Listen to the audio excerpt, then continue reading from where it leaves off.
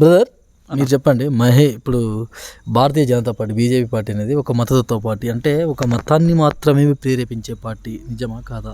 లేదన్న, ఇది కొన్ని ఎగ్జాంపుల్స్ కూడా నేను చూపిస్తాను మీకు. మీరు చూపెట్టండి, నేను దానికి సమాధానం చెప్తా. కానీ దానికన్నా ముందు నేను చెప్తా.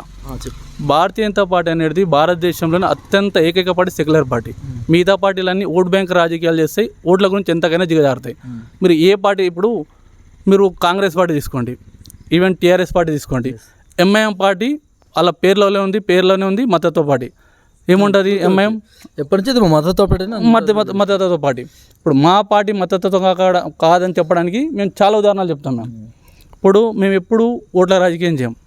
ఇప్పుడు ఏంటంటే ఇప్పుడు సెక్యులర్ పార్టీ, మనకు సెక్యులరిజంలో ఏం చెప్తాం మనము? నీ మతాన్ని గౌరవించి నీ మతాన్ని ఆచరించుకుంటూ ఎదుటి మతాన్ని గౌరవించు, ఇది సెక్యులరిజం. కానీ నీ మతాన్ని నిన్ను ఒకటి కించపరిచినప్పుడు డెఫినెట్గా భారతీయ జనతా పార్టీ ఉంటుంది. ఎందుకంటే భారతదేశం అంటే సెక్యులర్ దేశం కాబట్టి నీ మతాన్ని నువ్వు కించపరిచినప్పుడు నేను ఒక ప్రౌడ్ హిందూ అని, నా మతాన్ని నన్ను ఎవరైనా కించపరిచినప్పుడు, నా దేవుని అన్నప్పుడు డెఫినెట్గా నాకు స్వేచ్ఛ లేదా? నా మతం గురించి మాట్లాడడానికి స్వేచ్ఛ లేదా?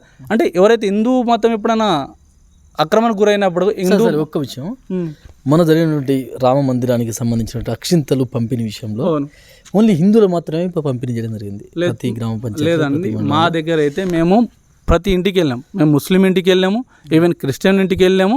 ప్రతి ఇంటికి మేము అక్షింతలు వితరణ చేసినాం.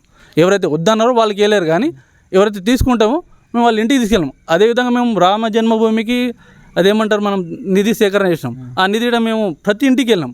దళితుల ఇంటికి వెళ్ళాం, క్రిస్టియన్ ఇంటికి వెళ్ళాం, ముస్లిం ఇంటికి వెళ్ళాం, ఇచ్చిన వాళ్ళతో తీసుకున్నాం. మేము ఎక్కడ బేవజాలం చూపెట్టలేదు మా గ్రామంలో కానీ మిగతా మండలం మొత్తంలో కానీ. సో ఇంకోటి ఏంటంటే తెలంగాణలో బీజేపీ పార్టీ లేదు వాస్తవానికి, అంటే అంతగా ఇంకా ప్రాచుర్యం రాలేదు. బట్ మరి మీరు బీజేపీ పార్టీని నమ్ముకోవడానికి గల కారణాలు ఏంటి? నేనేమంటాను, తెలంగాణలో బీజేపీ లేదనేది ఒక కొందరు వాదన, కానీ అది చాలా తప్పది. బీజేపీ పార్టీ లేకుంటే అధికారంలో ఉన్న కాంగ్రెస్ సమానంగా 8 ఎంపీ సీట్లు రావు. అధికారంలో ఉన్న కాంగ్రెస్కు సమానంగా 8 సీట్లు రావు. ఇంకా 2-3 సీట్లు మాకు వచ్చాడు, కానీ కొంచెం వల్ల రాలేదు. లేకుంటే 10 సీట్లు మా ఎంపీ సీట్లు ఉండే, 8 ఎమ్మెల్యే సీట్లు ఉన్నాయి. మా ఓటు బ్యాంకు 7 నుంచి 14 నుంచి మొన్న 36 వరకు వచ్చింది. ఓకే, ఇంకొక చిన్న విషయం బ్రదర్, బీజేపీ పార్టీలో ఇప్పుడు ఉన్నటువంటి కిషన్ రెడ్డి గారు అధ్యక్షతన బీజేపీ పార్టీ బాగుందంటారా? బండి సంజయ్ గారి అధ్యక్షన బీజేపీ పార్టీ బాగుందంటారా? ఒకటి అని ఎట్లుంటా అంటే, రాష్ట్ర నాయకత్వం అనేది టైంకి అనుగుణంగా కొన్ని నిర్ణయాలు తీసుకుంటాయి. కొన్ని నిర్ణయాల వల్ల ఏంటంటే బాగా జరుగుతాయి, కొన్ని నిర్ణయాలు బౌన్స్ బ్యాక్ అవుతాయి. బండి సంజయ్ ఉన్నప్పుడు డెఫినెట్గా ఏంటంటే పార్టీ ఒక ఉవ్వెత్తున పైకి లేచింది, అది చాలా లేచింది, ఒక అధికారంలో వచ్చే లెవెల్లో లేచింది.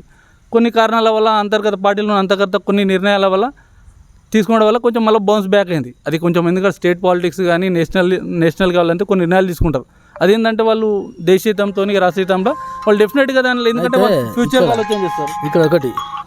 ఇక్కడ ఒక చిన్న విషయం ఏంటంటే, ఇందులో మీరు చెప్పిన ఆన్సర్కి నాకు కొంచెం డౌట్ అనిపించింది. ఇంకోటి చెప్పండి, ఈరోజు బీజేపీ పార్టీ 8 సీట్లు గెలిచింది. ఓకే, అంటే అధికారంలో కాంగ్రెస్ పార్టీ ఉంది.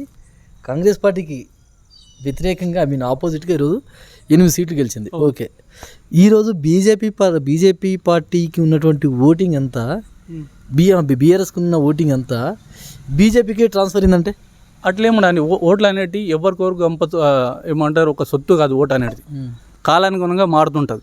ఫర్ ఎగ్జాంపుల్, సో అంటే బీఆర్ఎస్ పార్టీ ఓట్స్ మొత్తం ఈరోజు బీజేపీ పార్టీ ట్రాన్స్ఫర్ అట్లే. బీఆర్ఎస్ పార్టీకి అనేది ఏ పార్టీకైనా కానీ కార్యకర్తలు ఉంటారు. ఓటర్స్ అనేది ఒక్కటి గంపగుత్తగా ఉండరు, కంటిన్యూగా లైఫ్ లాంగ్ ఉండరు.